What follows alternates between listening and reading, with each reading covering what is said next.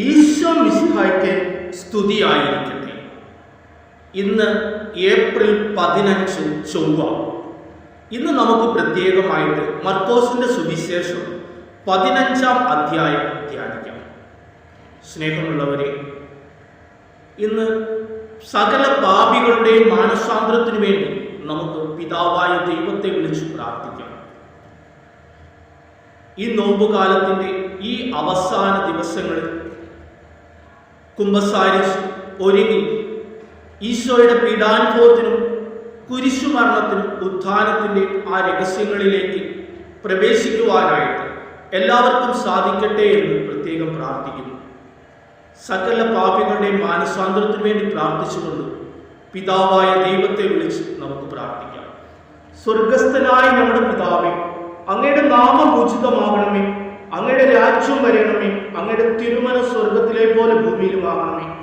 അന്നു വേണ്ടുന്ന ആഹാരം എന്ന് ഞങ്ങൾക്ക് തരണമേ. ഞങ്ങളുടെ കടക്കാരോട് ഞങ്ങൾ ക്ഷമിക്കുന്നത് പോലെ ഞങ്ങളുടെ കടങ്ങളും പാപങ്ങളും ഞങ്ങളോട് ക്ഷമിക്കണമേ. ഞങ്ങൾ പ്രലോഭനത്തിൽ വീഴാൻ ഇടയാകരുത്, ദുഷ്ടാരൂപി ഞങ്ങളെ രക്ഷിക്കണമേ. എന്തുകൊണ്ടെന്നാൽ രാജ്യവും ശക്തി മഹത്വവും എന്നേക്കും അങ്ങയുടേതാകുന്നു. ആമേൻ.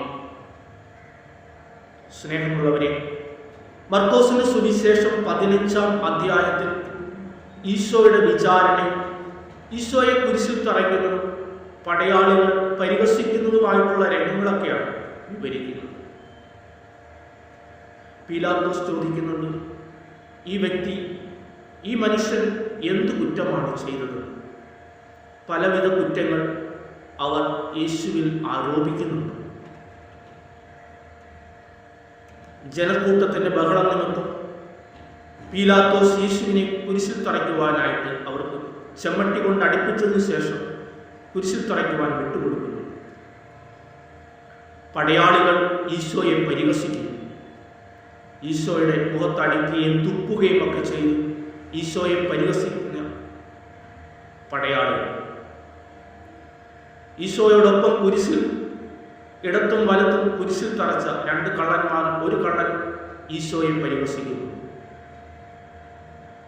ഈശോ കുരിശിൽ കിടക്കുമ്പോൾ ജനക്കൂട്ടം തലകുലുക്കി ഈശോയെ പരിഹസിച്ചു കൊണ്ടുപോകുന്നു.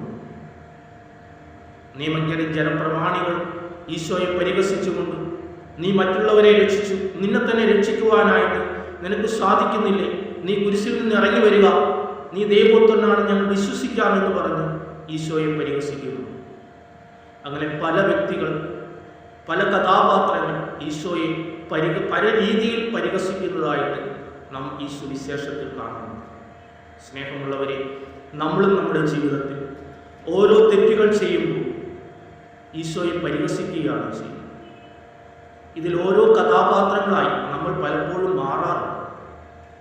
നമ്മുടെ തെറ്റുകൾ മനസ്സിലാക്കി നല്ലൊരു കുമ്പസാരമൊക്കെ നടത്തി മാനസാന്തരത്തിൻ്റെതായ ഫലങ്ങൾ ഉളവായിക്കൊണ്ട് ഈ നോമ്പുകാലം, ഈ പീഡാനുഭവ വാരം, ഈ ഈസ്റ്റർ നമുക്ക് കൂടുതൽ അനുഗ്രഹപ്രദമാകുവാനായിട്ട് പ്രാർത്ഥിച്ചുകൊണ്ട് പിതാവിൻ്റെയും പുത്രൻ്റെയും പരിശുദ്ധാത്മാവിൻ്റെയും നാമത്തിൽ